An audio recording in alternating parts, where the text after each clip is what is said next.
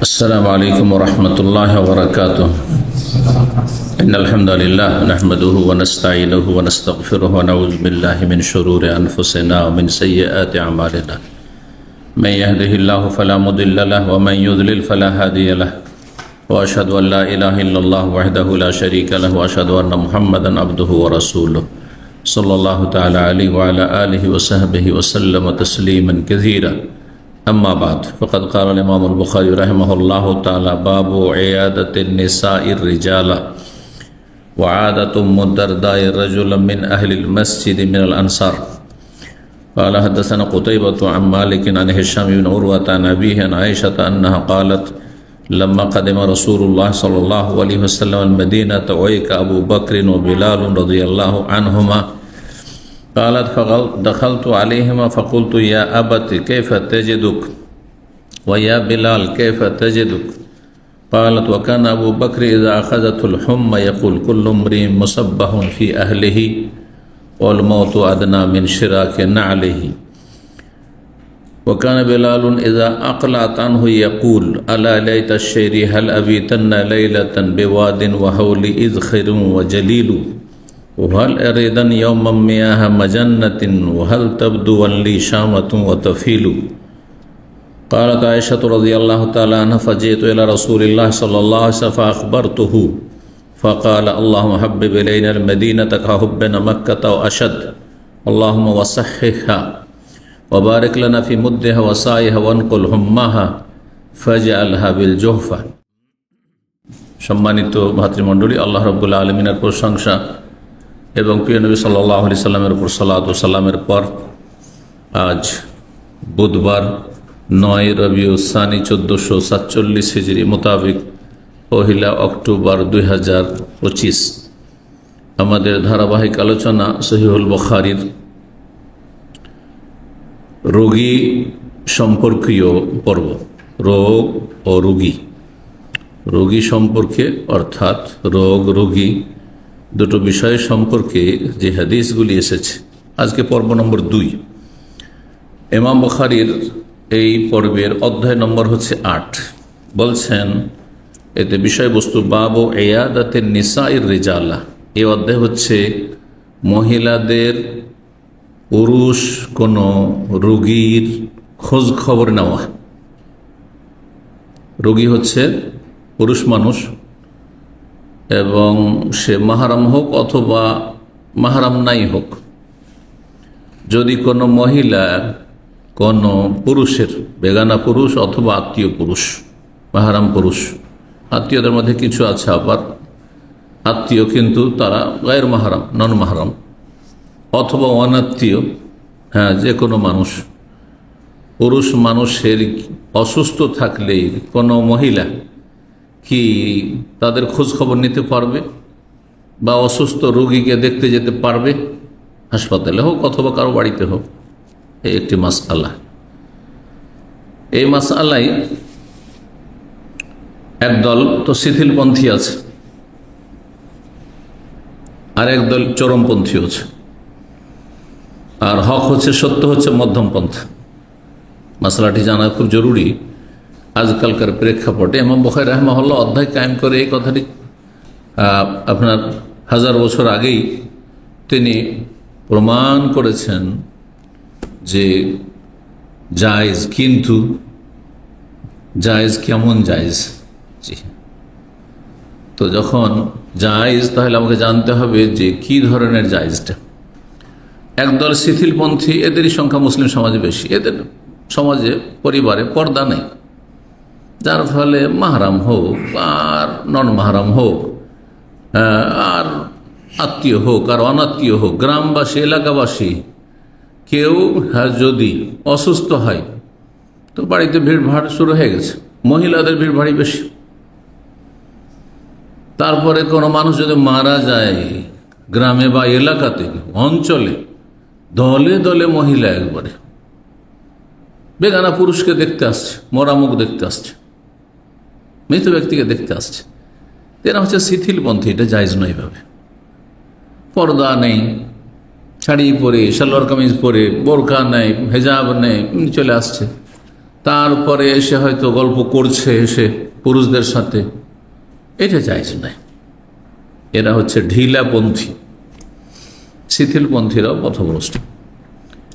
একদল এর বিপরীত চরমপন্থী আমাদের দিনী ভাই বোনেরা রয়েছে।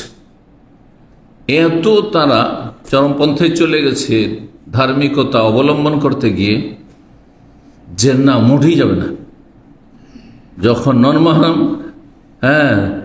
তো তাদের অসুস্থ হইলেও খোঁজ খবর নেওয়া যাবে না, খোঁজ খবর নেওয়া যাবে না একেবারে। এটাও ভুল, কিন্তু না হলে হাদিস তার বিপরীত রয়েছে। আপনি কি বলবেন? মা আয়েশা রাদিয়াল্লাহু তাআলা আনহা যেমন বাবার অসুস্থতায় খোঁজ খবর নিয়েছেন, তেমনি বেলাল রাদিয়াল্লাহু তাআলা আনহু বেলালকে খরিদ করে আবু বকর সিদ্দিক রাদিয়াল্লাহু তাআলা স্বাধীন করে দিয়েছিলেন। স্বাধীন মানুষ, আত্মীয় না, মাহরামও না, বরং বেলাল হাবাসী, আফ্রিকার লোক, মসজিদে নববীর মুয়াজ্জিন, রাসূলুল্লাহ বিশিষ্ট সাহাবী। তাকে জিজ্ঞাসা করেছেন, খোঁজ খবর নিয়েছেন যে কি অবস্থা, কেমন আছো বেলাল? তা আয়েশা রাদিয়াল্লাহু তাআলা আনহার চাইতে পরেজগার কে আছে এই উম্মতের নারীদের মধ্যে, ঠিক কিনা? তাহলে যদি কোনো পুরুষ মহিলা আজকাল জামানায় ইসলামের ক্ষেত্রে চরমপন্থা অবলম্বন করে, এটিও বর্জনীয়। তাহলে হক কি? হক হচ্ছে যে কিছু শর্ত সাপেক্ষ জায়েজ আছে। শর্ত হচ্ছে ফিতনার আশঙ্কা না থাকে। একজন মহিলা একজন পুরুষ অসুস্থের খোঁজ খবর নেবে গিয়ে, বা দেখতে যাবে, জিজ্ঞাসা করবে কেমন আছেন, ভালো আছেন, হ্যাঁ আল্লাহ ভালো রাখুন, একটু দোয়া দেবে, যদি এতে ফিতনার আশঙ্কা না থাকে। কিন্তু এটা যদি চোরা রাস্তা হয়, প্রেমের, হারাম রিলেশনের, তখন হারাম থেকে বাঁচার জন্য কাজটি হারাম, হারাম থেকে বাঁচার জন্য কাজটি হারাম। কিছু কিছু হারাম আছে, তাহরিম মুহাররামাত ওয়াসাইল, মাধ্যম, এগুলি সরাসরি পাপ নয়, কিন্তু এটা পাপ পর্যন্ত গড়িয়ে দিতে পারে, সেই জন্য হারাম। বুঝতে পেরেছেন? আর কিছু আছে তাহরিম মুহাররাম গায়াত বা মাকাসিদ, আসলে হারাম, মূলত কাজগুলি হারাম, যেগুলি একেবারে তার মূল থেকে, আসল থেকে হারাম, সেগুলো সবসময় হারাম, কোনো জায়েজের সুযোগ নেই একেবারে নিরুপায় না হলে। যেমন শুকর গোস্ত হারাম, কুকুর গোস্ত হারাম, তাই কি না? এখন কুকুর শুকর গোস্ত কোনো অবস্থায় হালাল? হালাল না, একমাত্র নিরুপায়, মানে মরিয়ে যাচ্ছে, বাঁচার জন্য অতটা পরে যতটা খেলে এখন বেঁচে থাকতে পারে, মুদ্রা নিরুপায়। কিন্তু যেগুলি মূল থেকে হারাম নয়, সেগুলি হারামে যাওয়ার মাধ্যম, সেই জন্য এগুলোকে হারাম করা হয়েছে বা নাজায়েজ করা হয়েছে।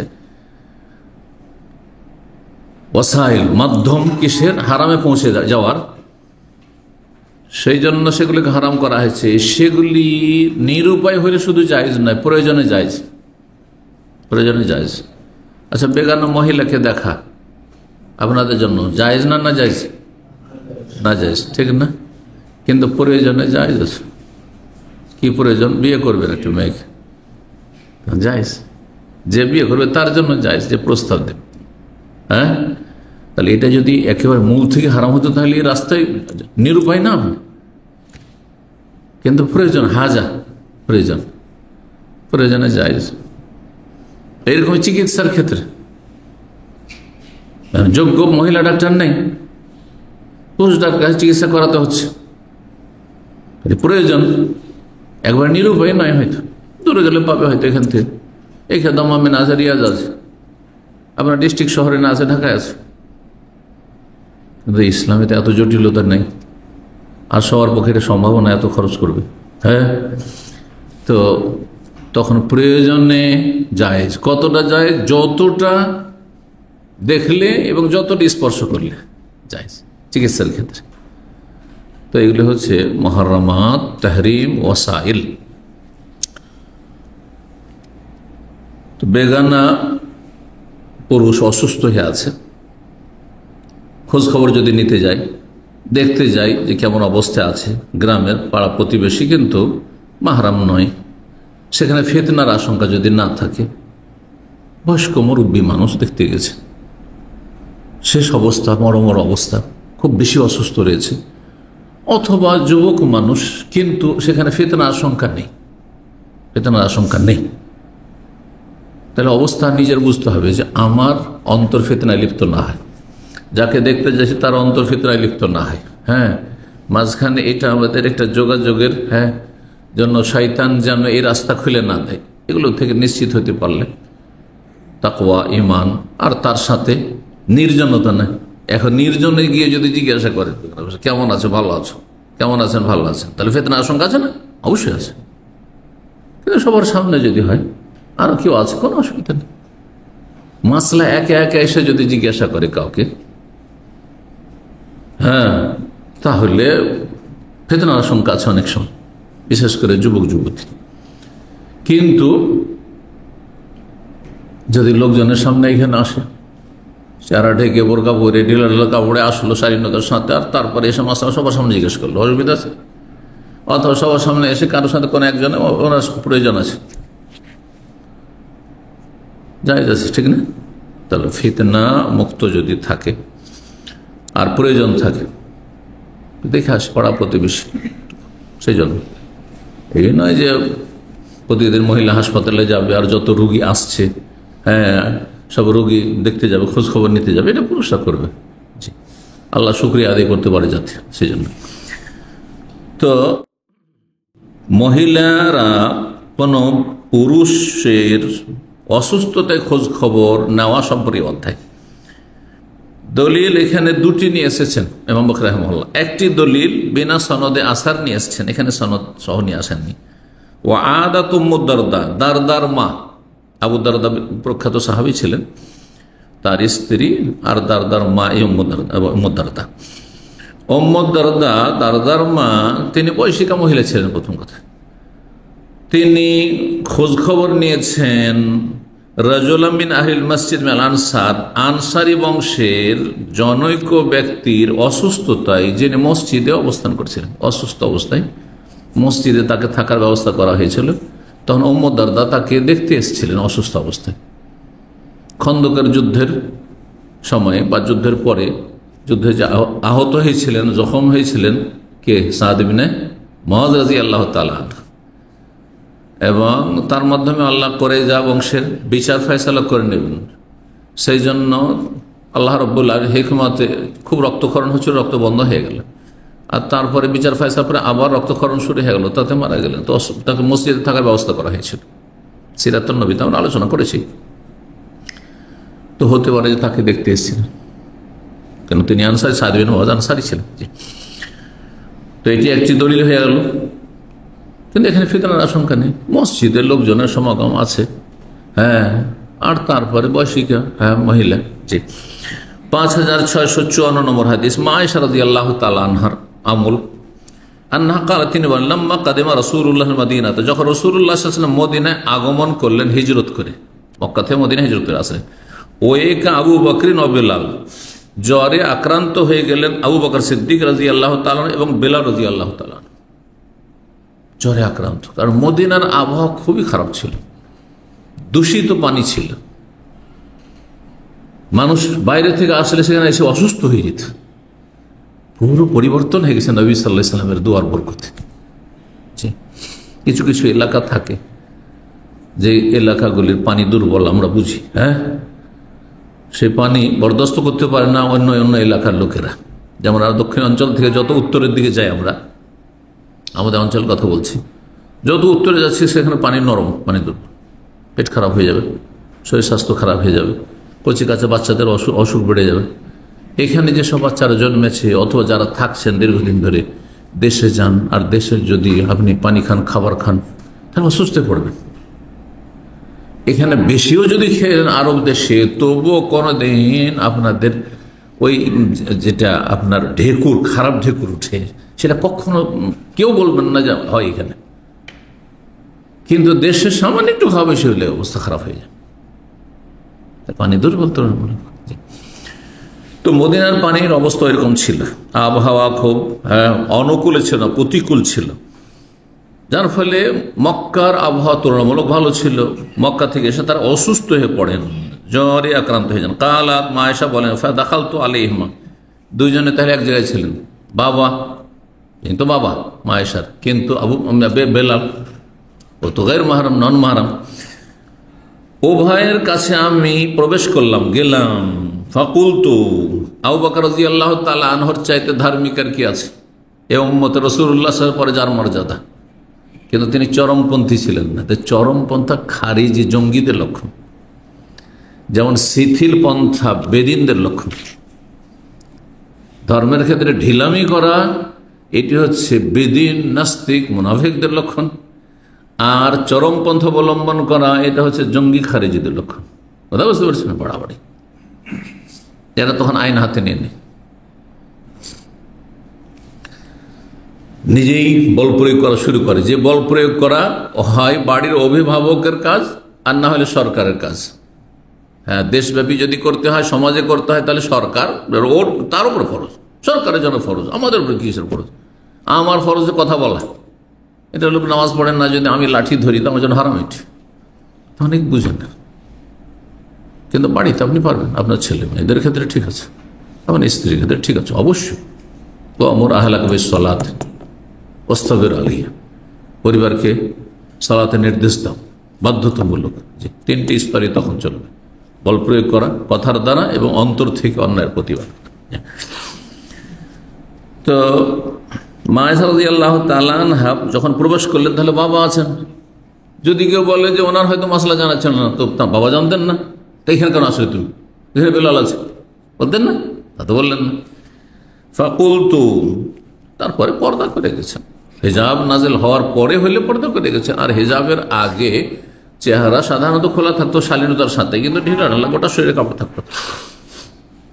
ইয়াবাতে পর্দার বিধান নাজিল হয়েছে শুধু চেহারার, কিন্তু তার আগেও সাহাবিয়াতগণ, মুসলিম মহিলারা গোটা শরীর, মাথা, চুল সবকিছু ঢাকতেন।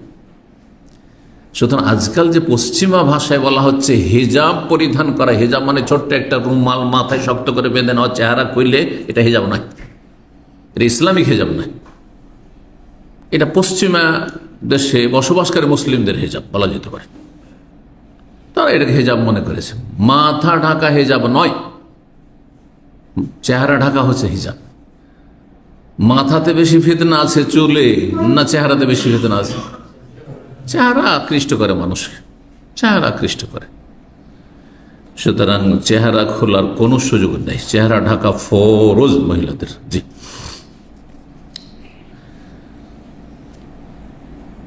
বললেন মা আয়েশা, ইয়া আবাতে, হে আব্বা, কাইফা তাজিদুকা, আপনি কেমন অনুভব করছেন, কেমন লাগছে অসুস্থ অবস্থায়?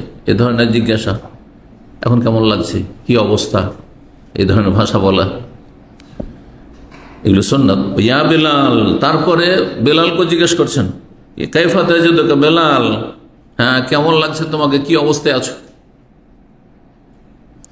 কালাত, বলছেন মা আয়েশা, ওয়াকান আবু বকর ইযা আখাযাতুল আবু বকর সিদ্দিক রাদিয়াল্লাহু তাআলা আনহু মদিনা আসার পরে পরে যখন জ্বরে আক্রান্ত হয়ে যেতেন, তখন 2 লাইনের একটি কবিতা আবৃত্তি করতেন, পাঠ করতেন, যেটি তার আগে কোনো কবি রচনা করেছে, আর তারপরে সেটা আবৃত্তি করা।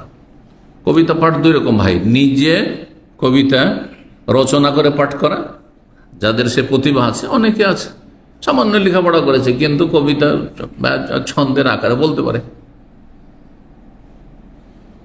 এটা প্রতিভা। শিক্ষিত হইলেই যে করতে পারবে আর বড় ডিগ্রিধারী হইলে পারবে তা না।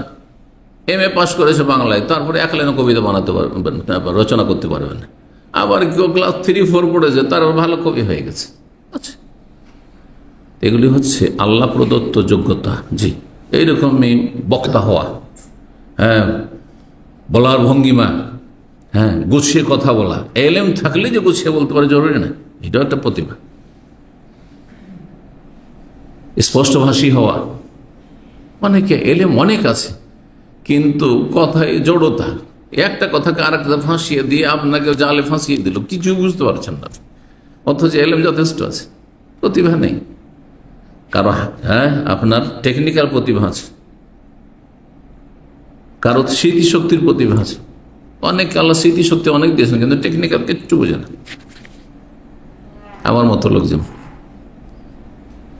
আমি এই হাতের কাজে খুব দুর্বল, কিন্তু এমন ভাই আছে যে ও ব্রেন চাইতে ওর হাতের কাজ বেশি, সাফাই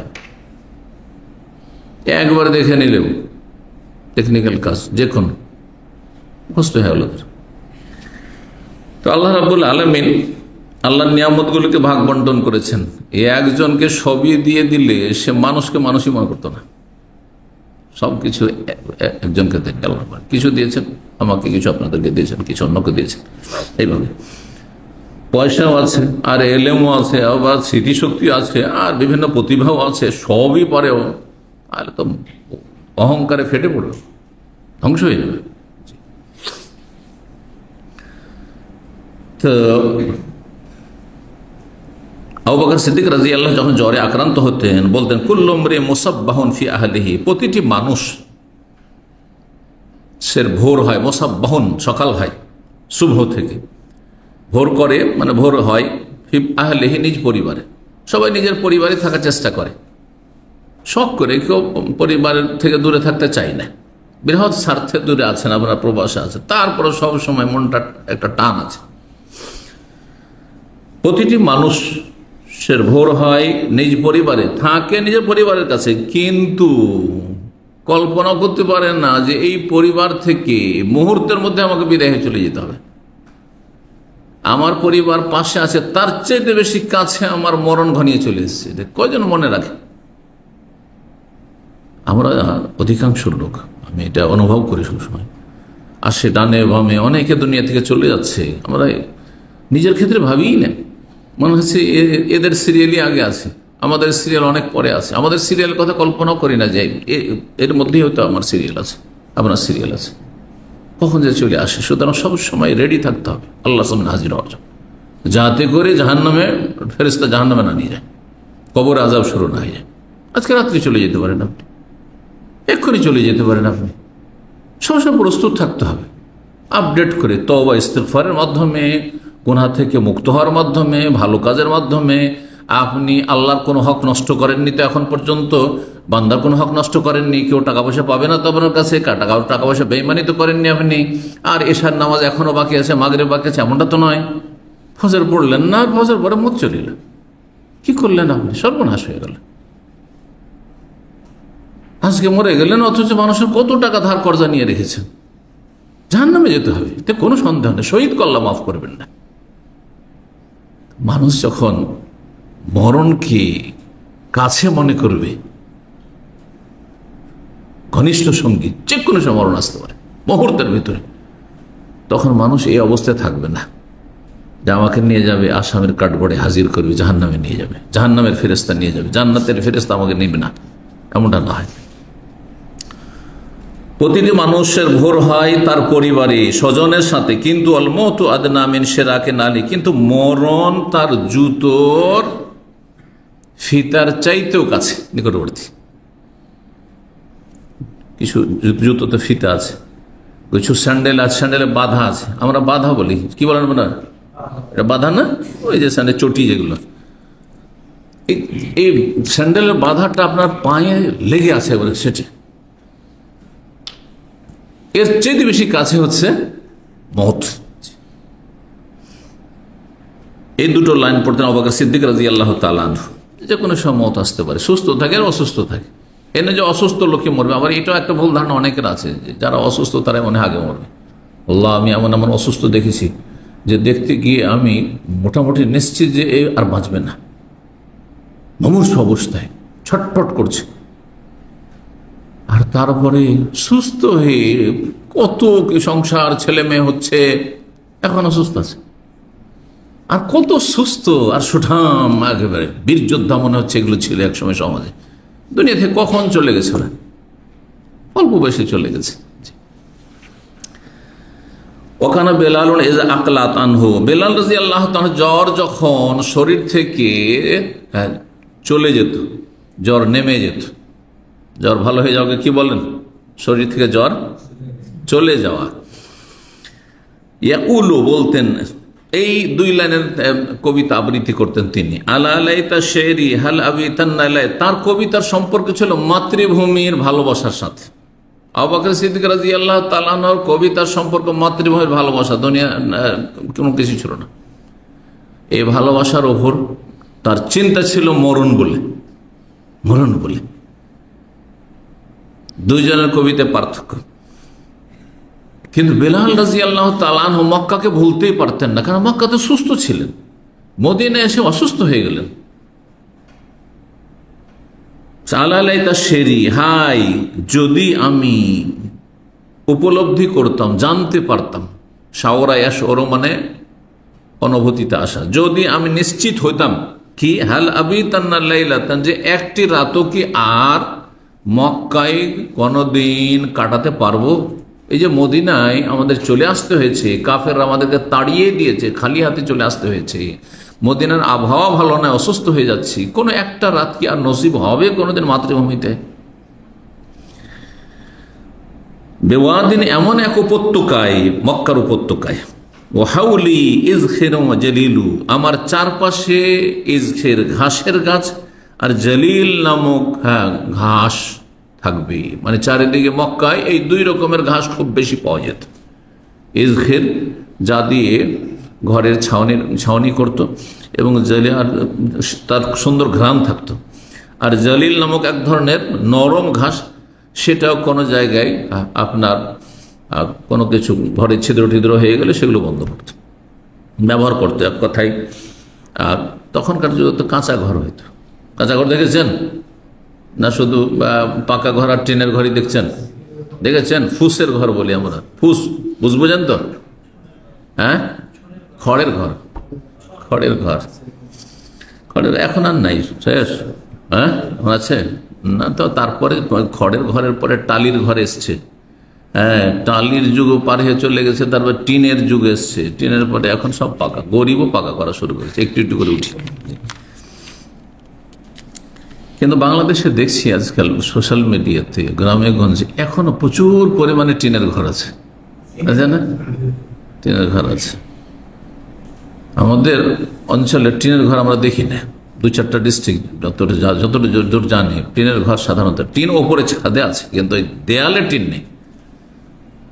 হয় শক্ত মাটি, এঁটেল মাটি আছে দেয়াল, আর না হলে ইঁট উঠিয়ে নিয়েছে। আজকাল ইঁট উঠিয়ে, মাটিও নেই গেছে, এখন ইঁট উঠিয়ে নিয়েছে।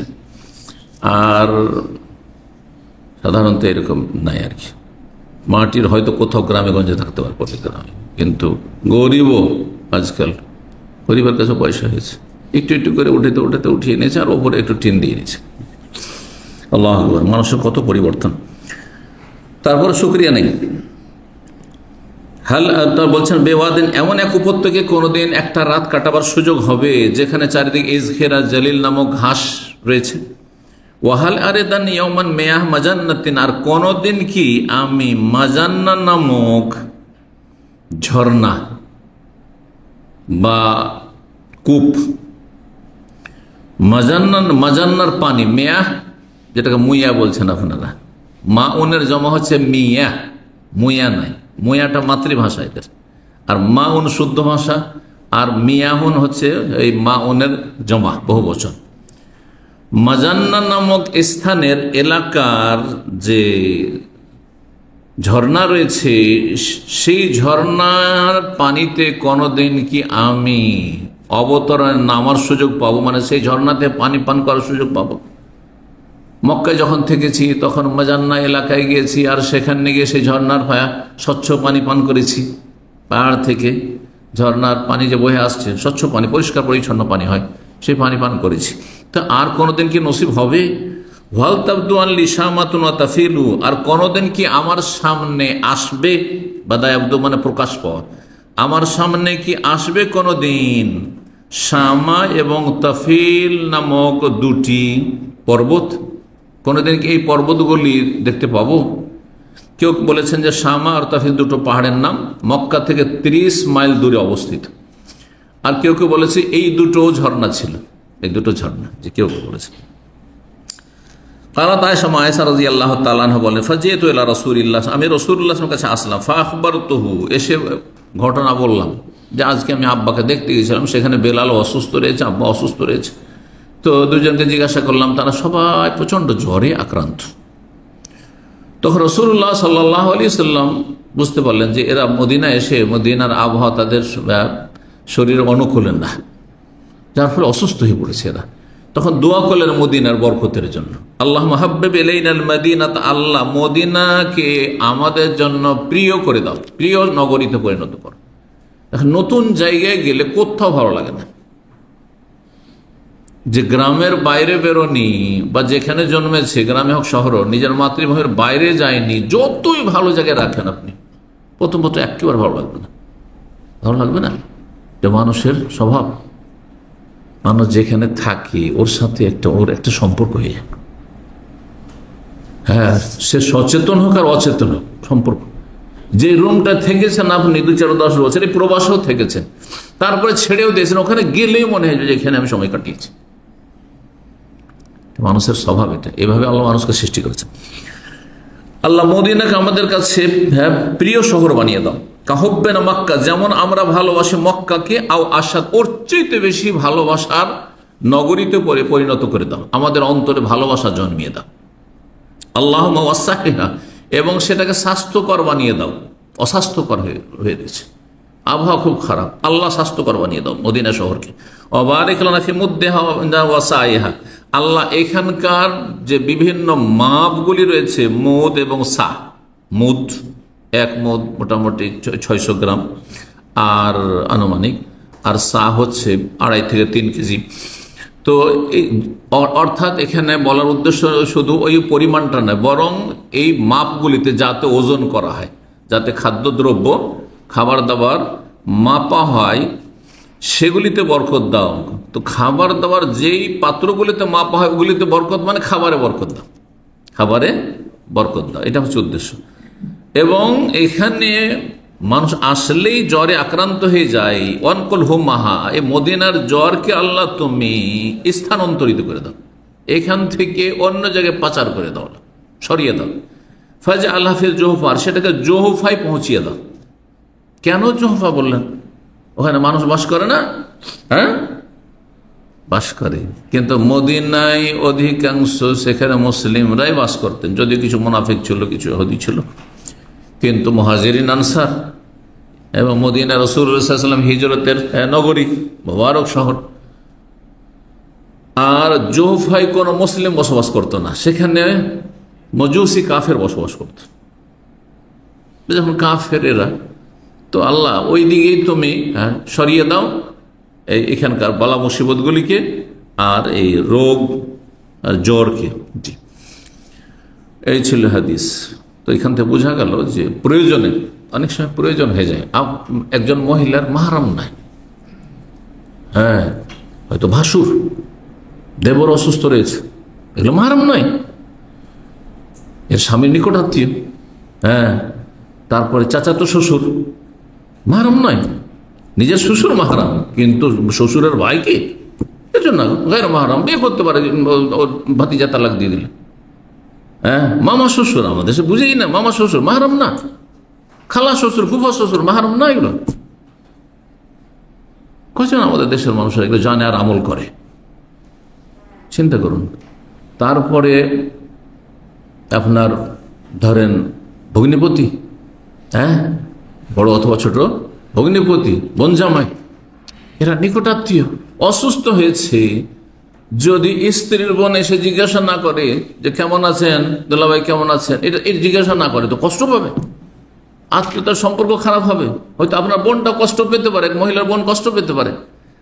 সুতরাং ওখানে যদি জিজ্ঞাসা করে, লোকজন থাকবে, নির্জনে নয়, যে ভাই কেমন আছেন, হ্যাঁ, বা চাচা কেমন আছেন, মামা, স্বামীর মামা, তো মামা কেমন আছেন, যদিও ইসলামে ওইগুলো মামা নয়, খালু কেমন আছেন, না যাই, এটা হচ্ছে উদ্দেশ্য। উদ্দেশ্য এই নয় যে এই দরজাকে একেবারে ওপেন করে দেন, আর যেই সে আসবে, একটা যুবতী এসে যুবককে জিজ্ঞাসা করবে অসুস্থ হলে কেমন আছো, ভালো আছো ইত্যাদি, আর ফিতনার রাস্তা খুলবে না, ওটাই না।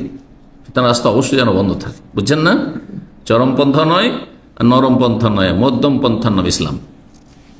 9 নম্বর অধ্যায় বাবু ইয়াদাতে সিবে। এই অধ্যায় হচ্ছে নাবালক শিশুদের কি করা, অসুস্থ অবস্থায় খোঁজ খবর নেওয়া। অসুস্থ নাবালক ছেলে মেয়েরা যদি থাকে তাদেরকে দেখতে যাওয়া কেমন, নাকি যাবেন না তাদেরকে ছোট মনে করে? না, যাবেন। রাসূলুল্লাহ বলেছেন, এমনকি অমুসলিমের বাচ্চাকে দেখতে গেছেন, ইহুদির বাচ্চাকে দেখতে গেছেন, রাসূলুল্লাহ খেদমত করতে অসুস্থ হয়েছে, দেখতে গেছেন। তারপরে রাসূলুল্লাহ সাল্লাল্লাহু আলাইহি সাল্লাম, ওটা তো পরে আসছে, মুশরিক কাফের বাচ্চার অধ্যায় আসছে, কিন্তু নবী সাল্লাল্লাহু আলাইহি সাল্লামের নাতি, মেয়ের ঘরের নাতি, মেয়েটাকে পাঠাচ্ছে যে আমার মেয়েটি বা ছেলেটি ও খুব অসুস্থ, শেষ অবস্থা, আপনি আব্বা দেখতে আসেন। কিন্তু নবী সাল্লাল্লাহু আলাইহি সাল্লাম দিনের কাজে ব্যস্ত ছিলেন, সালাম দিলেন আর বললেন যেটা বলো, যে আল্লাহ ইত্যাদি যা বলার দোয়া বলে দিলেন।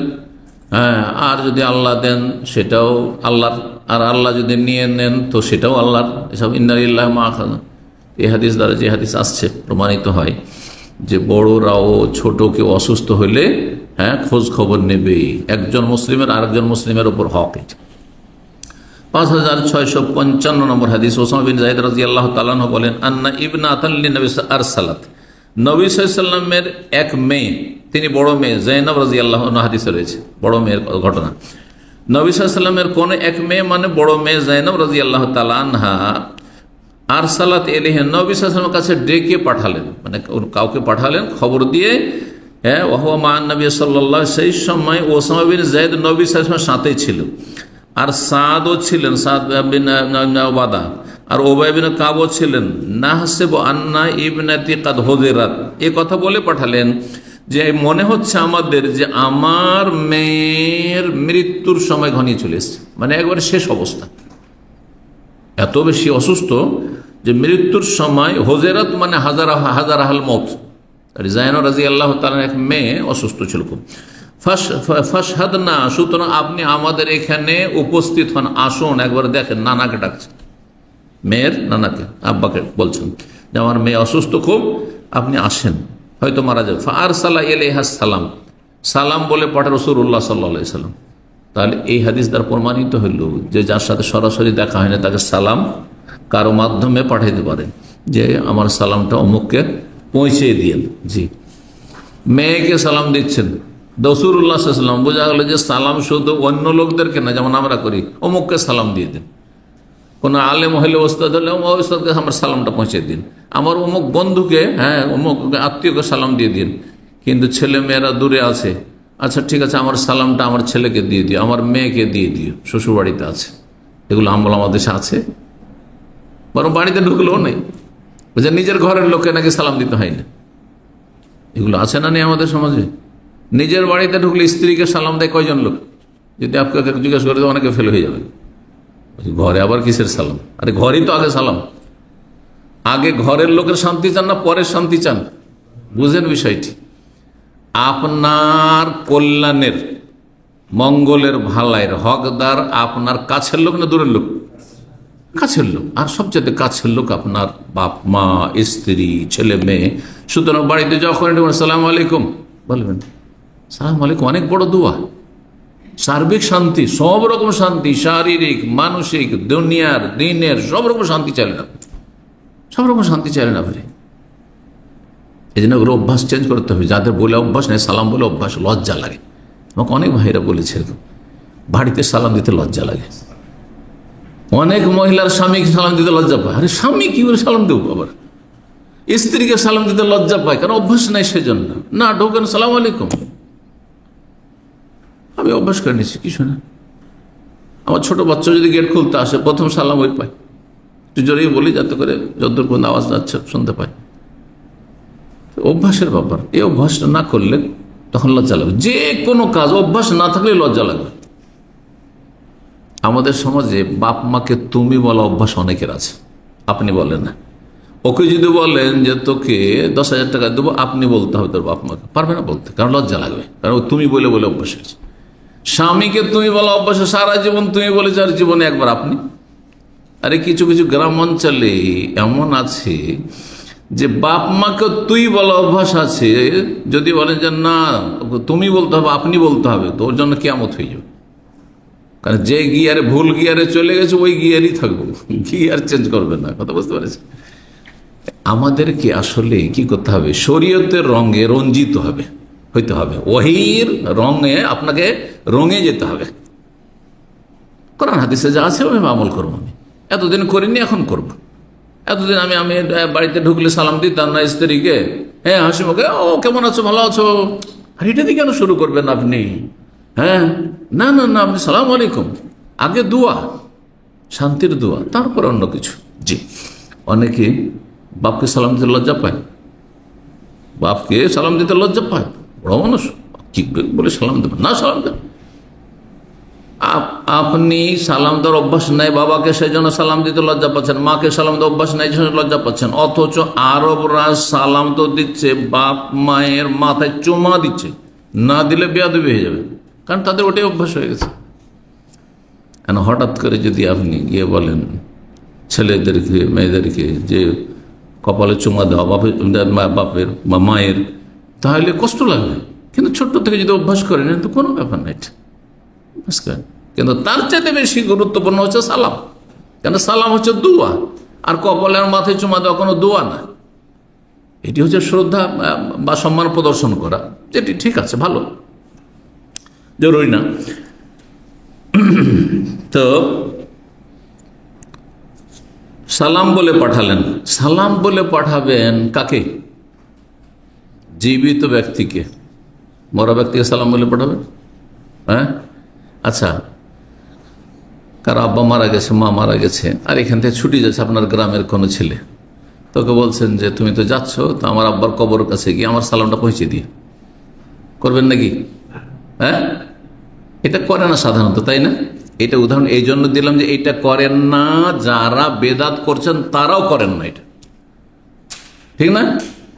যে আমি বিদেশে থাকি, আমার গ্রামের ছেলে যাচ্ছে আর কবর জিয়ারত করতে যাবে, তো ঠিক আছে তুমি তো সালাম পড়বে কবরস্থানে গিয়ে, তো আমার আব্বা আম্মাকেও সালামটা, হ্যাঁ আমার আব্বা আমার কবর কাছে গিয়ে দিয়ে দিও, করেন না কেউ।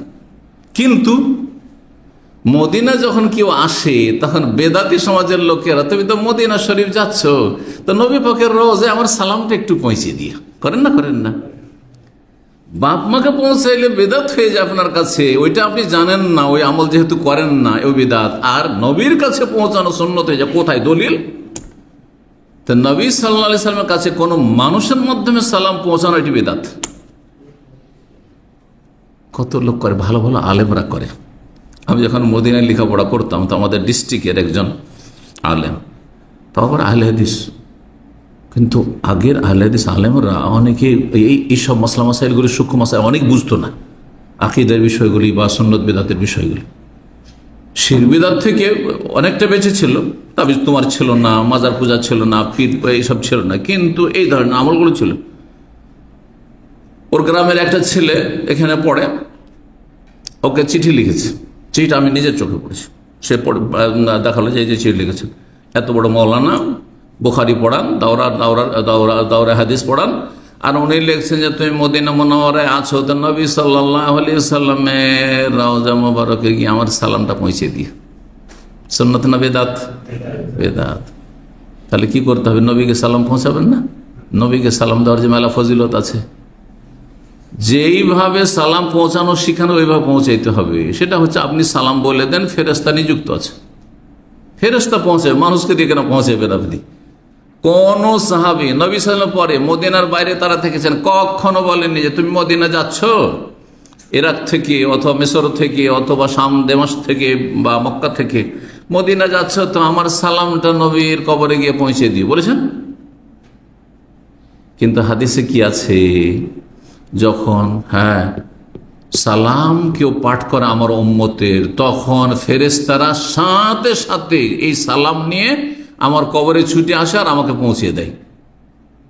সুনান নাসাইর হাদিস, ইন্না লিল্লাহি মালায়েকাতান সাইয়্যাহিনা ইউবাল্লিগুনি মিন উম্মতি সালাম। আল্লাহর অসংখ্য ভ্রমণকারী ফেরেশতা রয়েছে, দুনিয়ায় ভ্রমণ করে বেড়ায়, ট্যুর করে বেড়ায়। সাইয়াহিন, সাইয়াহ বলা হচ্ছে আজকাল টুরিস্টকে, ইউবাল্লিগুনি মিন উম্মতি, আমার উম্মতের পক্ষ থেকে তারা পৌঁছিয়ে দেয় আসসালাম আসসালাম আমাকে। যখনই কেউ সালাম পড়ে এখান থেকে, যেমন ওয়াসসালাতু ওয়াসসালামু আলা রাসূলিল কারীম আল্লাহুম্মা সাল্লি ওয়া সাল্লিম আলা নবিয়িনা মুহাম্মদ, শেষখানে আলোচনা শেষে বলি সুবহান রাব্বিকা রাব্বিল ইজ্জাতি আম্মা ওয়া সালামুন আলাল মুরসালিন ওয়া সাল্লাল্লাহু সাল্লাম আলা মুহাম্মদ সাল্লাল্লাহু ওয়া সাল্লামা, সাথে সাথে ফেরেশতা ছুটলো এখান থেকে মদিনায়। ইউবাল্লিগুনি মিন উম্মতি সালাম, আমার উম্মতের সালাম পৌঁছে দিল। কথা বুঝতে পারছেন না? তাহলে যেখানে হাদিস আছে যে আমাদের সালাম ফেরেশতা পৌঁছান, তো আপনি মানুষ দিয়ে কেন পৌঁছাবেন? কি ওমরা যাচ্ছে এখান থেকে, যা অন্য বিপাকের রওজায় আবার সালামটা পৌঁছে দিয়ে, এটা বেদাতের তরিকা। এসব শেখা খুবই জরুরি, না হলে এই বেদাত নিয়ে আল্লাহর সামনে হাজির হয়ে যাবেন আর আমল নষ্ট হবে, গুনাহগার হয়ে বেদাতের কারণে আপনাকে কষ্ট পেতে হবে, কবর আযাব, জাহান্নামের আযাব স্থায়ী নাই হোক, কিন্তু আযাব হবে।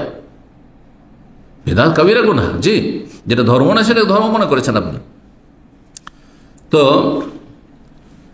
সালাম থেকে লম্বা করে দিলাম। ওয়াকুলু, এবং নবী সাল্লাল্লাহু আলাইহি ওয়াসাল্লাম বললেন, হ্যাঁ, ইন্না লিল্লাহি মা আখাযা, যা আল্লাহ নিয়েছেন বা নিচ্ছেন সেটাও আল্লাহর, যেটা নিয়ে নিয়েছেন সেটাও আল্লাহর, যেটা নিবেন এখন সেটাও আল্লাহ।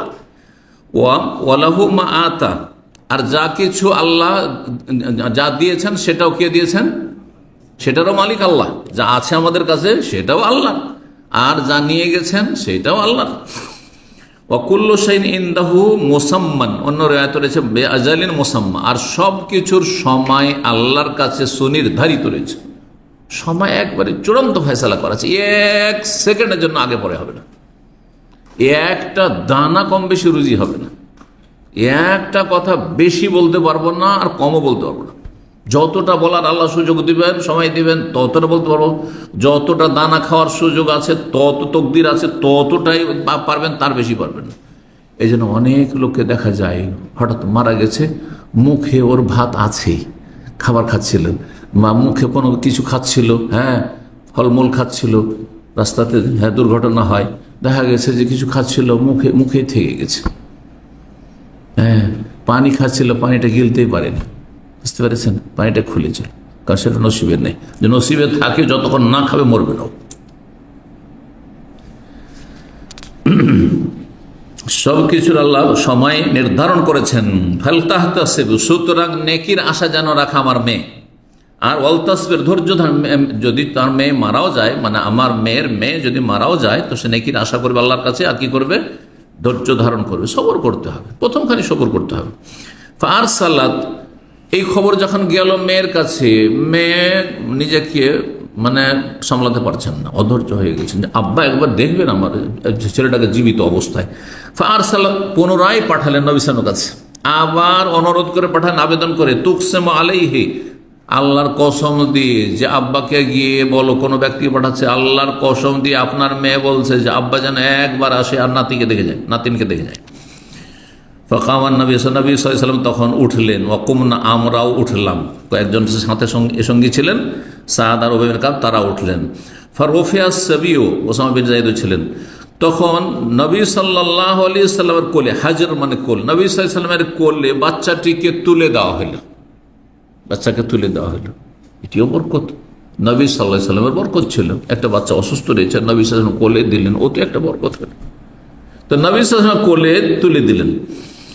ওয়া নাফসুহু তাকাকা, সেই সময় ওই শিশুটির, কন্যা শিশু ছিল, তার নিঃশ্বাস সজোরে ওঠানামা করছিল, মানে শেষ নিঃশ্বাস ত্যাগ করার আগে কি করে, খুব জোরে, খুব দ্রুত নিঃশ্বাস ওঠানামা করছিল, নিঃশ্বাস ওঠানামা করছিল। তাকাকা মানে এখন দম যাচ্ছে, সহজ ভাষা আমরা কি বলি, এখন দম যাচ্ছে।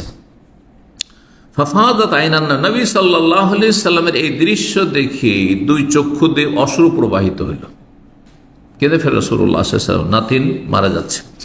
ফাকাল লাহু সাদ, তখন সাদ বলছেন, মাহাযা ইয়া রাসূলুল্লাহ, এটা আবার কি ইয়া রাসূলুল্লাহ, আপনি কেঁদে ফেলে রাসূলুল্লাহ সাল্লাল্লাহু আলাইহি ওয়াসাল্লাম। ওনারা ভাবছেন যে কাঁদাটা ভালো না, কাঁদাটা ভালো না, না কাঁদা ভালো, কিন্তু বয়ান করে কাঁদা, সশব্দে কান্না করা, হাওমাও করে কান্না করা, আর বিভিন্ন রকম গুণাবলী বর্ণনা করে কান্না করা, আর তারপরে আপনার নার্ভাস হয়ে যাও, আল্লাহ হাই কি করলে, এইসব হারাম, এসব জায়েজ নেই। রোদন, এগুলো জায়েজ নেই।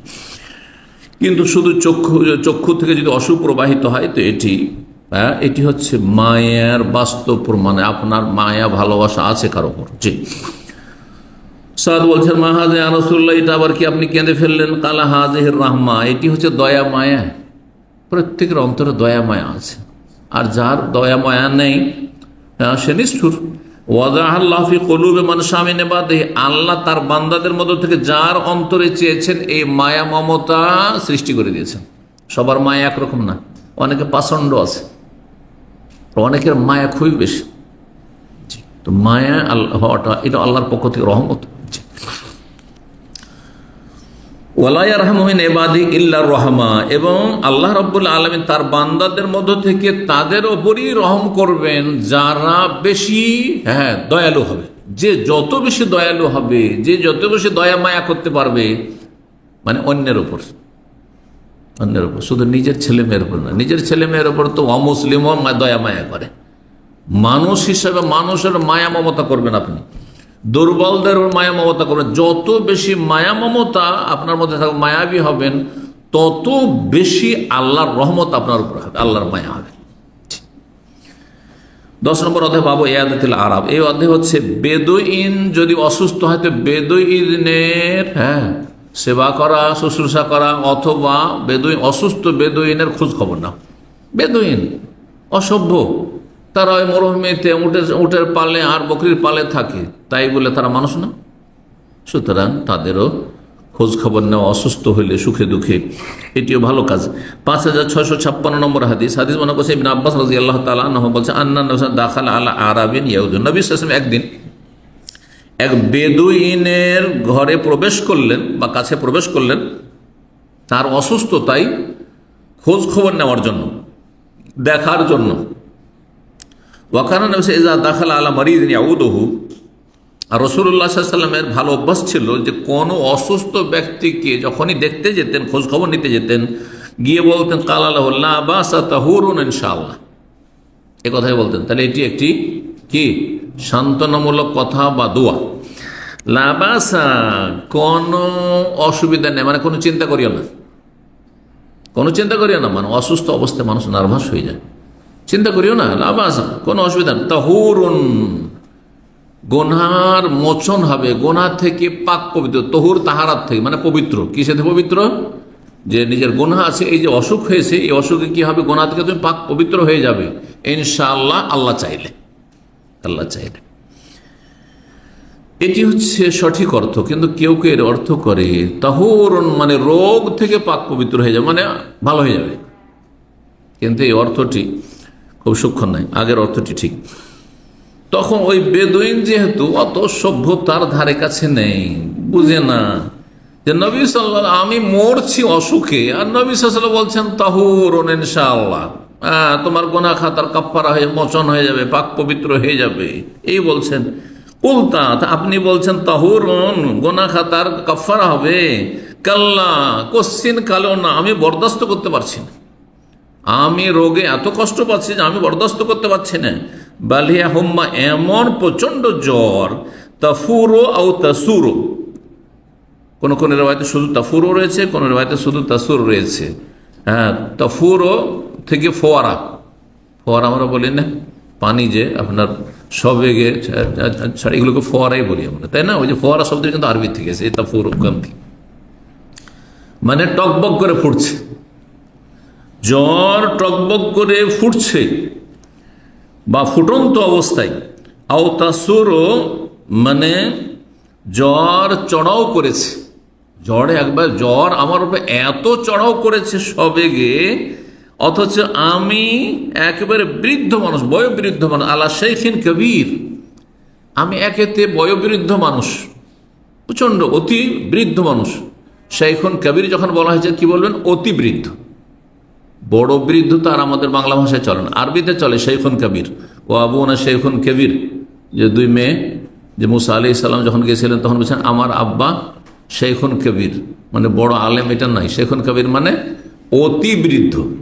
অতি কবির মানে এখানে অতি, তখন আর বড় করা যাবে না, বুঝলেন? তো অতি বৃদ্ধ ব্যক্তির ওপর জ্বর চড়াও করেছে বা জ্বর টকবক করে ফুটছে তার শরীরে, আমি জ্বরে বরদাস্ত করতে পারছি না, বরদাস্তের বাইরে হয়ে গেছে আমার, আর আপনি বলছেন তাহুরুন, মানে আমার কি হবে, গোনা খাতার কাফারা হবে, মোচন হবে। তজিরুল কবর, এমন জ্বর চড়াও করেছে যে কবরে পৌঁছেই দিয়ে মনে হচ্ছে। তজিরহু মানে জিয়ারত থেকে, তজির কবর, কবরে আমরা বাঁচবো না। মানুষ যখন অসুস্থ হয়ে যায় আর ইমান দুর্বল হয় তখন হাহাকার অবস্থা চলে আসে, আর বাঁচবো না, আর বাঁচবো না, আমি আর বাঁচবো না, আর কান্না শুরু করে, আও মাও করে। এটা ভালো জিনিস নয়, কানবেন কেন? এখানে আমাদের একদিনই ভাই ছিলেন, শেষ অবস্থা একবারে, মনে হয় ওই দিনে ইন্তেকাল করেছেন। তো সেই দিনে আমার সাথে অনেক আগের কথা বলছি, দীর্ঘদিন আমার কাছে এখানে লেখাপড়া করেছেন, বয়স্ক মানুষ ছিলেন। তো তারপরে ইন্তেকালের পূর্ব মুহূর্তে কেউ ওখান থেকে লাগিয়েছে অথবা এখান থেকে, আল্লাহ আলাম। তো আমি ওনাকে সান্ত্বনা, টেলিফোনটা উঠিয়ে একবারে হাওমাও করে কান্না শুরু করেছে। আমি বলছি, কান্না কেন করেছেন? আল্লাহ যদি হায়াত রাখেন কেউ নিতে পারবেন না, আজ যদি আল্লাহ না রাখেন তো কেউ রাখতে পারবেন না। হ্যাঁ, সুতরাং এই হাওমাও করে কান্না করে তো লাভ নাই। যদি হাওমাও করে কান্নার উদ্দেশ্য হয় যে আল্লাহ আমি যেতে চাই না, তো এটা তো ভালো লক্ষণ না, যে আল্লাহর কাছে আমি যেতে চাই না। মান আহাব্বালে কালে আহাব্বাল্লাহ লিকাহু, আল্লাহর সাথে যে সাক্ষাৎ করতে আল্লাহ তাকে ভালোবাসে। সময় শেষ হয়েছে, রেডি থাক। হ্যাঁ, কারণ এর চাইতে ভালো জায়গায় নিয়ে যাবেন, আল্লাহ রাব্বুল ইল্লিনে নিয়ে যাবেন, বুঝা গেছে না? কিন্তু আপনি দুনিয়ার মায়া এমন আপনাকে কামড়ে ধরেছে যে আপনি এখান থেকে ছুটতে পারছেন না, দুনিয়া ছেড়ে যেতে চাইছেন না আপনি। না না না, এমনটা না, এটা ইমানের দুর্বলতার পরিচয়।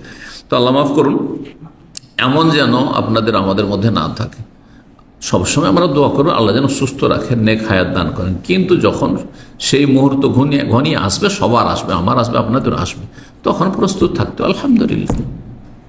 আল্লাহ যখন নেবেন তখন যাওয়ার জন্য প্রস্তুত রয়েছে। আল্লাহ যদি ফয়সালা হয়ে যায় তো কেউ রাখতে পারবেন, কারণ হাহাকার অবস্থাতে কোনো লাভ নেই। আপনি আপনার তকদিরকে পরিবর্তন করতে পারবেনও না, এক মুহূর্ত পেছনে ঠেলতে পারবেন না।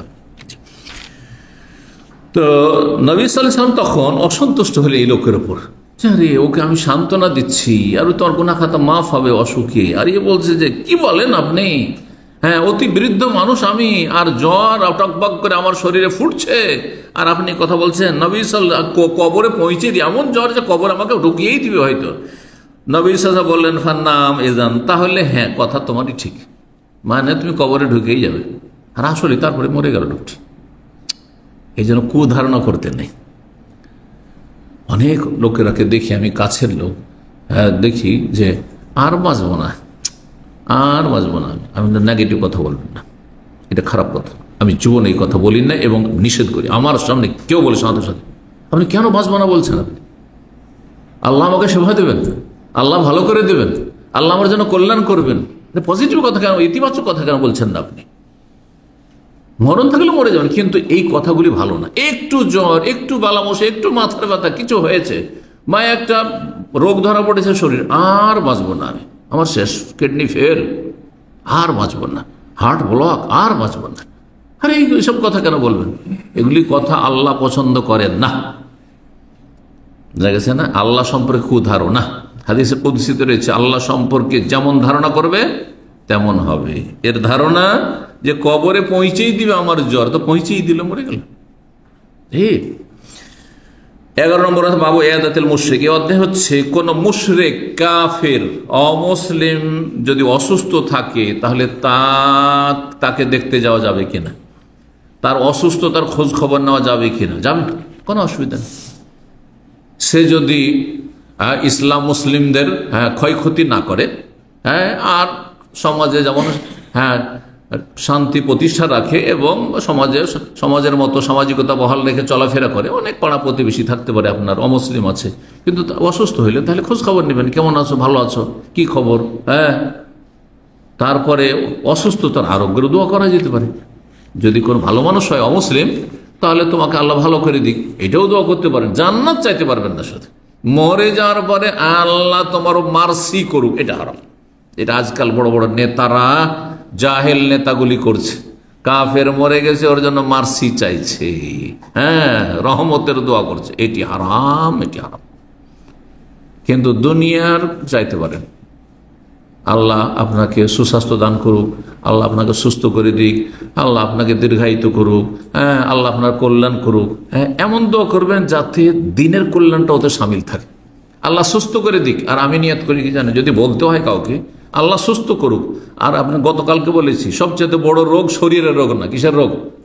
কল অন্তর রোগ, কুফরি রোগ, শিরকের রোগ, পাপের রোগ, ওগুলো থেকে সুস্থ করুক, ওইটা থেকে সুস্থ করুক, তারপরে শরীর সুস্থ করুক।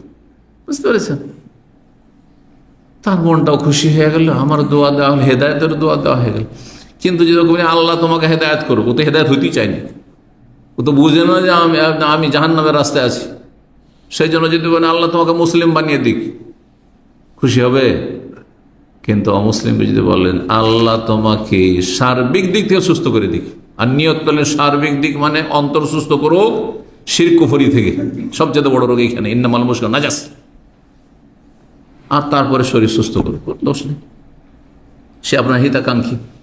অনেক অমুসলিম আছে মুসলিম ইসলামের হিতাকাঙ্ক্ষী, মুসলিম জাতির সাথে ভালো আচরণ করে, তাদেরকে ভালো দোয়া দিতে পারে। জি, জান্নাত চাওয়া জায়েজ নাই যতক্ষণ ইসলামের উপর না মরবে। 5657 নম্বর হাদিস, হাদিস আনাস রাদিয়াল্লাহু আনহু বর্ণনা করছেন, আন্না গোলামাল ইয়াহুদ, ইহুদিদের এক বালক, ইহুদির এক সন্তান, কানা ইয়াখদুমুন নবী সাল্লাল্লাহু আলাইহি ওয়াসাল্লামের সাথে সেবা করতো, খেদমত করতো, এসে চলে আসতো আর খেদমত করতো।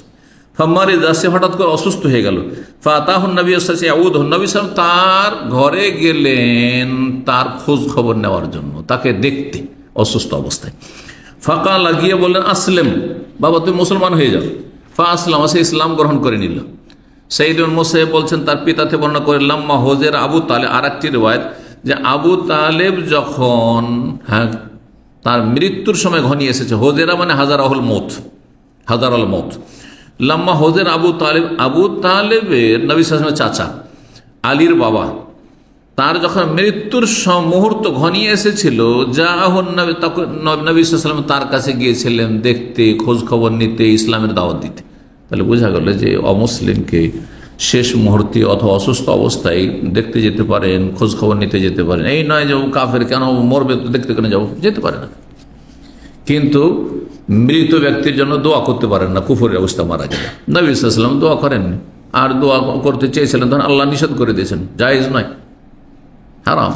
জি, 12 নম্বর অধ্যায় বলছেন বাবুন, এই অধ্যায় হচ্ছে এজা আদা মারিজান, কোন ব্যক্তি যদি কোনো অসুস্থ ব্যক্তিকে দেখতে যায়, ফাহাদারাতের সলাত, তারপরে সলাতের টাইম হয়ে যায়, নামাজের টাইম হয়ে গেছে, কাউকে দেখতে গেছেন আপনি আর সেখানে সলাতের টাইম হয়ে গেছে, আর সেখানে মসজিদ নেই হয়তো, হ্যাঁ, অথবা মসজিদ যাওয়ার মতো সুযোগ নেই হয়তো, ফাসাল্লা বিহিম জামাতান, সেখানে যদি জামাত করে নামাজ পড়েন কোনো অসুবিধা নেই। আজকাল বড় বড় যে অফিসগুলি রয়েছে বা টাওয়ার রয়েছে, সেগুলো তো প্রত্যেকটাতে প্রেয়ার হল আছে, হয়তো বাইরে আসলে মসজিদ আছে, কিন্তু মসজিদের বাহানাতে অনেক এসে কি করবে, আপনার চোরামি করবে, হ্যাঁ, ফাঁকিবাজি করবে, ডিউটি করবে না, সেই জন্য সেখানে হয়তো প্রেয়ার হল রেখেছে, অসুবিধা নেই। তো ওই রকমই গেলেন, কারো বাড়িতে গেলেন, আর মসজিদ একটু দূরে আছে, অসুস্থ ব্যক্তি দেখতে গেছেন, আর সলাতের টাইম হয়ে গেছে, নামাজ পড়ে নেন ওখানে, জামাত করে যে কজন আছে, যাই। 5658 নম্বর হাদিস, হাদিস বর্ণনা করেছেন মায়েশা রাদিয়াল্লাহু তাআলা আনহা, বলছে আন্নান নবী সাল্লাল্লাহু আলাইহি ওয়াসাল্লাম দাখালা আলাইহিন নাস, নবী সাল্লাল্লাহু আলাইহি ওয়াসাল্লামের অসুস্থতায় বেশ কিছু লোকেরা এসে বাড়িতে প্রবেশ করলো, দেখতে আসলো। ইয়াউদুনা ফি মারাজিহি, নবী সাল্লাল্লাহু আলাইহি ওয়াসাল্লামের অসুস্থ অবস্থায় তারা তাকে দেখতে এসেছিল। ফাসাল্লা বিহিম জালিসান, তাদেরকে নিয়ে বসে সালাত পড়লেন। নবী সাল্লাল্লাহু আলাইহি ওয়াসাল্লাম এমন অসুস্থ ছিলেন যে দাঁড়িয়ে নামাজ পড়তে পারছিলেন, তখন কি করলেন, বসে ইমামতি করলেন। ফাজালু ইউসাল্লুনা কিয়ামান, পেছনে তারা দাঁড়িয়ে নামাজ পড়তে ছিল, যেহেতু তারা সুস্থ সেজন্য কি করছিল, মুক্তাদিরা সব লাইন লেগেছে দাঁড়িয়ে, আর নবী সাল্লাল্লাহু আলাইহি ওয়াসাল্লাম বসে। ফাশারা ইলাইহিম, তখন রাসূলুল্লাহ সাল্লাল্লাহু আলাইহি ওয়াসাল্লাম যখন টের পেলেন যে এরা পিছনে দাঁড়িয়ে আছে, তখন তাদেরকে ইঙ্গিত করলেন যে তোমরা বসে যাও, যেহেতু আমি ইমাম বসে আছি, এই যে লেসু বসে যাও। ফালাম্মা ফারাগা, যখন সালাত সমাপ্ত করলেন, তখন বলে ইন্নাল ইমামা লা ইউতাম্মু বিহি, ইমামের ইক্তেদা করতে হবে, অনুসরণ করতে হবে, ইমামের কি করতে হবে, অনুসরণ করতে হবে। অন্য রিওয়ায়াত ইন্নামা জুইলাল ইমাম লিইউতাম্মা বিহি, ইমাম তো এই জন্যই নিযুক্ত করা হয়েছে যে তার পেছনে পেছনে চলবে, ইক্তেদা করবে, হ্যাঁ, তার আগে নয়, এবং তার বিরোধী হয়ে নয়। সুতরাং ইমাম যখন বসে পড়েছে তোমরা বসে পড়ো। ফাইজা রাকা ফারকাও, যখন রুকু করবে তখন রুকু করো, আগে করিও না। ওয়াইজা রাফা, রুকু থেকে উঠবে তখন তোমরা রুকু থেকে উঠো। ওয়াইন সাল্লাহ জালেসান, বসে যদি নামাজ পড়ে ইমাম, ফাসাল্লু জুলুসান, তোমরাও বসে বসে পড়ো। এটি হচ্ছে নবী সাল্লাল্লাহু আলাইহি ওয়াসাল্লামের বাচনিক হাদিস। কিন্তু নবী সাল্লাল্লাহু আলাইহি ওয়াসাল্লাম শেষ সময়ে যে অসুস্থ হলেন, যেই অসুস্থতায় ইন্তেকাল করেন, ওই অসুস্থতায় মসজিদ নববীতে আসলেন শেষ নামাজ পড়ার জন্য। এসে দেখেন আবু বকর সিদ্দিক রাদিয়াল্লাহু তাআলা নামাজ শুরু করে দিয়েছে। নবী সাল্লাল্লাহু আলাইহি ওয়াসাল্লাম বাম দিকে, আবু বকর বাম দিকে বসে গেলেন, আর আবু বকর সিদ্দিক রাদিয়াল্লাহু তাআলা দাঁড়িয়ে, আর পেছনে মুক্তাদির সবাই দাঁড়িয়েছেন। এখানে নিষেধ করেনি রাসূলুল্লাহ সাল্লাল্লাহু আলাইহি ওয়াসাল্লাম। এটা শেষ জামানার ঘটনা, একবারে শেষ অসুস্থতার ঘটনা। আর এখানে যেটি হাদিসে রয়েছে যে নবী সাল্লাল্লাহু আলাইহি ওয়াসাল্লামের বাড়িতে কয়েকজন লোক এসেছিল দেখতে, আর তাদেরকে নামাজ পড়ে না বসে, আর তারা দাঁড়িয়ে পড়ছিল পেছনে, সেজন্য বলেন তোমরাও বসে পড়ো। এটি আগের ঘটনা। কোন একবার নবী সাল্লাল্লাহু আলাইহি ওয়াসাল্লাম গাধার পিঠে চড়ে কোনো এক জায়গায় যাচ্ছিলেন, আর গাধার পিঠ থেকে পড়ে গেছিলেন। গাধা অথবা খচ্চর ছিল, তার পিঠ থেকে আছাড় খেয়ে পড়ে গেছিলেন, তো যাতে একটু ছাল উঠে গেছিল, তো বসে সালাত পড়তে হয়েছিল ওই সময়। তো ওই সময়টা আগের ঘটনা। এখন এই ক্ষেত্রে সঠিক মত কি? মাসলা হাদিস তো বুঝলেন, দুই রকম হাদিস বললাম না? হ্যাঁ, দুই অসুস্থতায় দুই রকম আমল রয়েছে নবী করিম সাল্লাল্লাহু আলাইহি ওয়াসাল্লামের। তো এই ক্ষেত্রে কি করবেন? যদি আপনাদের ইমাম কখনো বসে নামাজ পড়ে, তো আপনারা কি করবেন? দাঁড়িয়ে না বসে? একজন হ্যাঁ হ্যাঁ বসে, আপনি দাঁড়িয়ে? দাঁড়িয়ে হানাফি, শাফি, মালিকি ফতোয়া। আর বসে এটা হচ্ছে ইমাম আহমদের ফতোয়া। বোঝা গেছে না? এই হাদিস কি প্রমাণ করে? এজা সাল্লাল্লাহু আলাইহি ওয়াসাল্লাম ফাসাল্লু জুলুসান, ইমাম যদি বসে পড়ে তো তোমরাও বসে পড়ে। এটা বাচনিক হাদিস। বাচনিক হাদিস উম্মতের জন্য ইমাম আহমদ বলছেন। আহলে হাদিস অধিকাংশ ওলামারা এটাই বলছেন। যদি কিন্তু ইমাম যদি দীর্ঘদিন ধরে অসুস্থ থাকে তাহলে এরকম করবে না। এক ওয়াক্ত দুই ওয়াক্ত যদি হয় সেটা ভিন্ন বিষয়। কিন্তু সপ্তাহ অসুস্থ আর বসে বসে ইমামতি করছেন, আর আপনারাও মুক্তাদিরা বসে বসে পড়ছেন না, তখন কি করবে?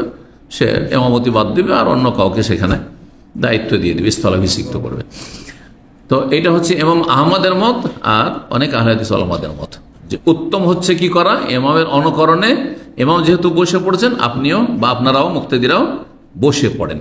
কিন্তু শাফি, মালিক, আবু হানিফা, এই তিন মাযহাবের উলামায়ে কেরাম বলছেন, অধিকাংশ উলামারা, যে না, ইমাম বসে পড়ছেন, সে অসুস্থ বা তার ওজোর আছে, দাঁড়িয়ে পড়তে পারছেন না। কিন্তু আপনাদের কিসের ওজোর আছে যে আপনারা বসে বসে পড়বেন? চলবে না। দলিল শুধু এইটি নয়, এটা তো একটা যুক্তি হলো। দলিল হচ্ছে নবী সাল্লাল্লাহু আলাইহি ওয়াসাল্লামের শেষ আমল। নবী সাল্লাল্লাহু আলাইহি ওয়াসাল্লামের শেষ আমল কি ছিল? যে আবু বকর দাঁড়িয়ে আর মুক্তাদিরা পিছনে দাঁড়িয়ে, আর নবী সাল্লাল্লাহু আলাইহি ওয়াসাল্লাম বাম দিকে বসে গেলেন। যখন বসে গেলেন তিনি ইমাম, যখন পৌঁছে গেলেন তিনি ইমাম হয়ে গেলেন। আবু বকরের ইমামতি তখন ক্যান্সেল হয়ে গেল। নবী সাল্লাল্লাহু আলাইহি ওয়াসাল্লামের আগমনে আবু বকর কিন্তু নামাজ শুরু করেছিলেন, কিন্তু নবী সাল্লাল্লাহু আলাইহি ওয়াসাল্লামের আগমনে তিনি মুক্তাদি হয়ে গেলেন ইমাম থেকে, আর নবী সাল্লাল্লাহু আলাইহি ওয়াসাল্লাম ইমাম হয়ে গেলেন। এটি শেষ আমল যেহেতু, সুতরাং সুন্নত কি? যে ইমাম বসে পড়বেন কিন্তু মুক্তাদিরা দাঁড়িয়ে পড়বেন। এটা অধিকাংশ ওলামাদের মত। এই কথাই ইমাম বুখারী রাহিমাহুল্লাহর মত। তাই বলছে ইমাম বুখারী তার ওস্তাদ ইমাম হুমায়দি রাহিমাহুল্লাহ থেকে বর্ণনা করছেন যে হাযাল হাদিসু মানসুখুন, এই হাদিসটি রহিত হয়ে গেছে। এই হাদিসটি কি হয়ে গেছে? মানসুখ, রহিত হয়ে গেছে, মানে এর হুকুম আগে ছিল, ক্যান্সেল হয়ে গেছে। নবী সাল্লাল্লাহু আলাইহি ওয়াসাল্লাম প্রথম যে অসুস্থ হয়েছিলেন সেই সময় বা শরীরে আঘাত পেয়েছিলেন, তখন বসে নামাজ পড়িয়েছিলেন, আর মুক্তাদিরা দাঁড়িয়ে গেছিল। ওদেরকে নিষেধ করলেন আর বলেন না তোমরাও বসে পড়বে, তোমরাও বসে পড়বে। এটা আগের হুকুম। আর শেষখানে কি করেছেন? শেষখানে নবী সাল্লাল্লাহু আলাইহি ওয়াসাল্লাম বসে পড়েছেন আর সাহাবীরা দাঁড়িয়ে পড়েছেন। ওইটাই হচ্ছে নাসিখ, মানে আমল করবেন সেটি, ওই হুকুমটি বহাল আছে। তাই বলছে লিয়ান্না, এটি মানসুখ কেন? এই জন্য যে নবী সাল্লাল্লাহু আলাইহি ওয়াসাল্লাম কি করেছেন? আখির মা সাল্লাহ, সর্বশেষ যে নামাজ পড়িয়েছেন, সাল্লা কায়দান, তিনি বসে নামাজ পড়িয়েছেন। ওয়ান্নাসু খালফাহু কিয়ামুন, আর লোকেরা মুক্তাদিরা তার পিছনে সব কি ছিল? দাঁড়িয়ে নামাজ পড়েছে। এটি হচ্ছে নাসিখ।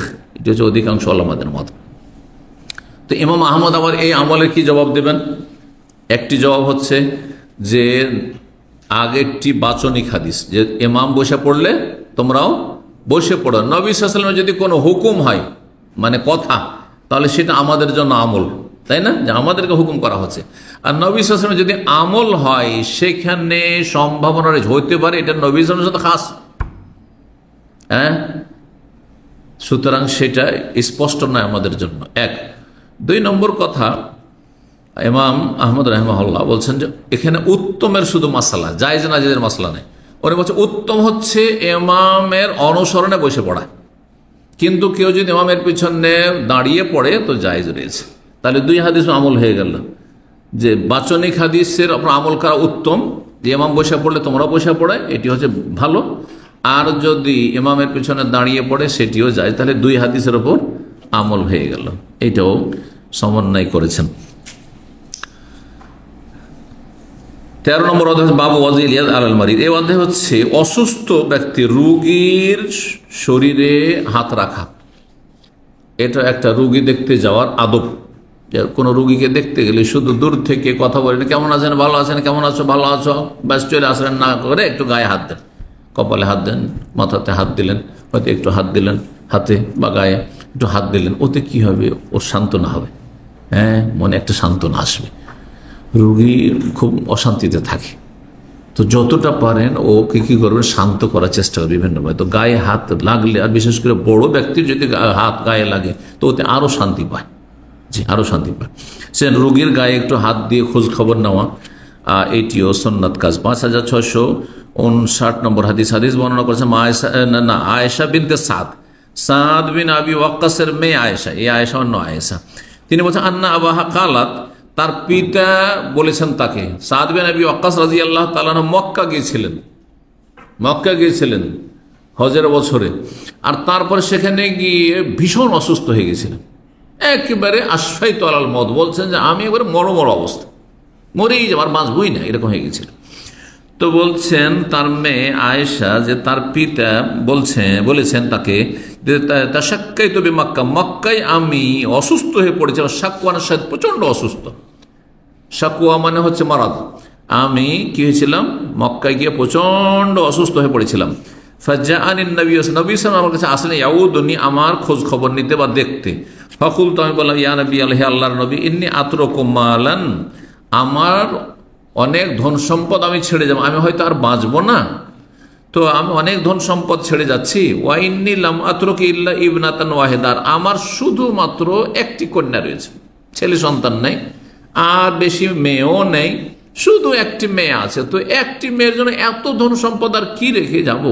তো আমি চাইছি যে ধন সম্পদের বেশিটা আমি কি করি, ওসিয়ত করে দিই আত্মীয় স্বজন অন্যদেরকে, যারা ভাগ পাবে না তাদেরকে ওসিয়ত করে দিই। বলছেন মালি, আমার ধন সম্পদের 2/3 অংশ আমি ওসিয়ত করে দিতে চাইছি। তাহলে 3 ভাগ করে 1 ভাগ রাখবো মেয়ের জন্য, আর 2 ভাগই কি করব, ওসিয়ত করে দেবো।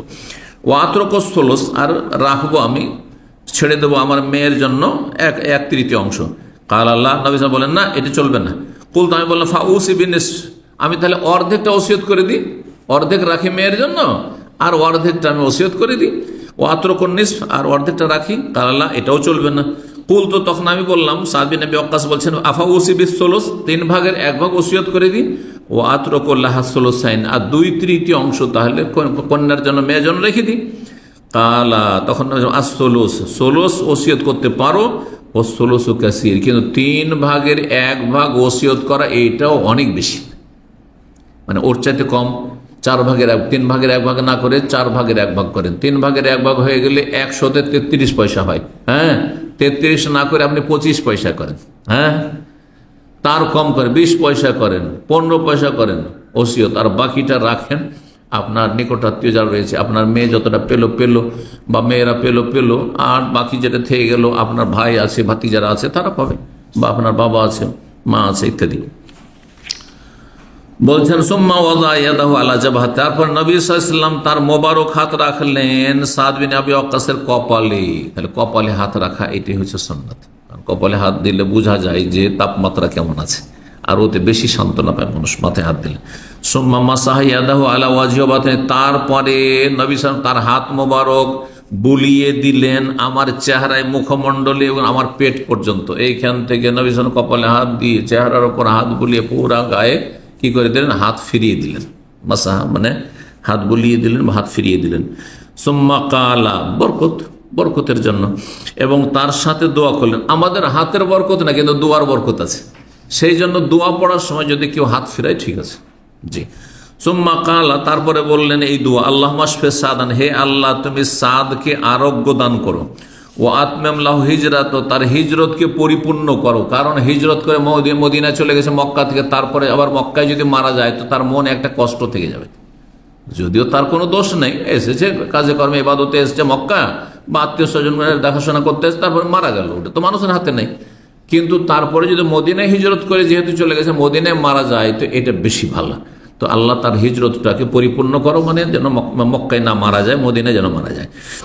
ফামাজিল তো আজেদো বারদাহু আলা কাবেদি, এই সাদ বিন আবি ওয়াক্কাস বলছেন নবী সাল্লাল্লাহু আলাইহি সাল্লামের হাতের শীতলতা এত ঠান্ডা, এইটা তখন তো আমি অনুভব করেছি, মনে হচ্ছে এখনো ওই ঠান্ডাটা আমার গায়ে আছে। আল্লাহু আকবার। বলছে ফামাজিল তো আজেদু, তখন থেকে আজ পর্যন্ত আমি অনুভব করছি বারদাহু, নবী সাল্লাল্লাহু আলাইহি সাল্লামের মোবারক হাতের শীতলতা আলা কাবিদ, আমার কলিজাও ঠান্ডা হয়ে গেছে। মনে হচ্ছে তা মনের দিক থেকে ঠান্ডা হওয়া এবং শারীরিকও ঠান্ডা হওয়া, দুই দিক থেকে। ফিমা ইউখালু ইলাইহি হাত্তাসা, আমার মনে হচ্ছে, ধারণা, খেয়াল, ইউখালু মানে খেয়াল হওয়া, খেয়াল করা যেটা বলা হয়। আমার ধারণা হচ্ছে যে এখন পর্যন্ত যেন আমার কলিজাটা ঠান্ডা হয়েছে, কারণ আমার কলিজার ওপর দিয়ে নবী সাল্লাল্লাহু আলাইহি ওয়াসাল্লাম মোবারক হাতটা কি বুলিয়েছেন তিনি। আল্লাহু আকবার। 5660 নম্বর হাদিস বর্ণনা করেছেন হারিস বিন সুয়াইদ, তিনি বলছেন কাল আব্দুল্লাহ বিন উসাইদ রাদিয়াল্লাহু তাআলা বলেন, দাখালতু আলা রাসূলিল্লাহ সাল্লাল্লাহু আলাইহি ওয়াসাল্লাম, আমি রাসূলুল্লাহ সাল্লাল্লাহু আলাইহি ওয়াসাল্লামের কাছে একবার প্রবেশ করলাম, গতকালকে হাদিসটি গিয়েছে। ওয়া হুয়া ইউআকু ওয়াকান শাদীদান, সেই সময় ভীষণ জ্বরে আক্রান্ত ছিলেন রাসূলুল্লাহ সাল্লাল্লাহু আলাইহি ওয়াসাল্লাম। ফামাসসাসতুহু বিয়াদিহি, নবী বিয়াদি, আমি নিজ হাত দ্বারা নবী স্পর্শ করলাম। তাহলে বড়রাই শুধু হাত লাগাবে রোগীর গায়ে, এটাও নয়, ছোটরাও বড়র গায়ে হাত দিয়ে দেখতে পারেন। আপনি যে আপনি গায়ে হাত দিয়ে দেখছেন, আপনি আপনার আব্বা অসুস্থ, আপনার আম্মা অসুস্থ, কিন্তু গায়ের মাহরাম চলবে না। আপনার স্ত্রী অসুস্থ, স্বামী অসুস্থ, অথবা বাবা অসুস্থ, বা ভাই বেরাদর কেউ, ওস্তাদ অসুস্থ, আপনি বড়োর গায়ে হাত দিচ্ছেন বা ছোটোর গায়ে হাত দিচ্ছেন, দুটোই প্রমাণিত হলে তাহলে এখান থেকে প্রমাণিত হয় যে নবী সাল্লাল্লাহু আলাইহি সাল্লামের গায়ে হাত দিয়েছেন, স্পর্শ করেছেন, অসুস্থ অবস্থায় ছিলেন নবী সাল্লাল্লাহু আলাইহি সাল্লাম তখন। ফাকুলতু, আমি বললাম, ইয়া রাসূলুল্লাহ ইন্নাকা লা তুআকু ওয়াকান শাদীদান, আপনাকে তো ভীষণ জ্বর হয়েছে, প্রচণ্ড জ্বরে আক্রান্ত হয়েছেন আপনি। রাসূলুল্লাহ বললেন, আজাল, হ্যাঁ অবশ্যই, ইন্নী উআকু কামা ইউআকু রাজুলান মিনকুম, আমাকে জ্বর হয় তোমাদের দুইজনের সমান জ্বর, দ্বিগুণ জ্বর হয়। ফাকুলতু, তখন আমি বললাম, আব্দুল্লাহ মাসউদ বলছেন, যালিকা ইন আন্না লাকা আজরাইন, এর কারণ হচ্ছে যে আপনাকে আল্লাহ ডবল সওয়াব দিবেন, সেজন্য দ্বিগুণ নেকির জন্য দ্বিগুণ জ্বর হয়। ফাকাল রাসূলুল্লাহ সাল্লাল্লাহু আলাইহি ওয়াসাল্লাম বললেন, হ্যাঁ অবশ্যই আমাকে আল্লাহ দ্বিগুণ সওয়াব দিবেন। তারপর রাসূলুল্লাহ বললেন, মা মিন মুসলিমিন ইউসিবুহু আযাম মিন মারাদিন ফামা সিওয়াহু, যে কোনো মুসলিমের ওপর যদি কোনো রকমের কোনো কষ্ট এসে আপতিত হয়, সেটি কোনো রোগ হোক অথবা অন্য কোনো কিছু হোক, ইল্লাহাত্তাল্লাহু সাইয়্যাতিহি, আল্লাহ তার গুনাহগুলিকে ঝরিয়ে দেবেন। কামা তাহুত্তু শাজারাতু ওয়ারাকাহা, যেমন গাছ তার পাতাগুলিকে বছরের বিশেষ সময়গুলিতে ঝরিয়ে দেয়, মানে গাছ থেকে পাতা যেমন ঝরে পড়ে, ঠিক তেমনই গুনাহগুলি ঝরে পড়ে যাবে মানুষ অসুস্থ হলে। এখানে আজকের আলোচনা শেষ করি। ওয়া জাযাকুমুল্লাহু খাইরান ওয়া সাল্লাল্লাহু আলা মুহাম্মদ ওয়া আলা আলিহি ওয়া সাহবিহি আজমাইন।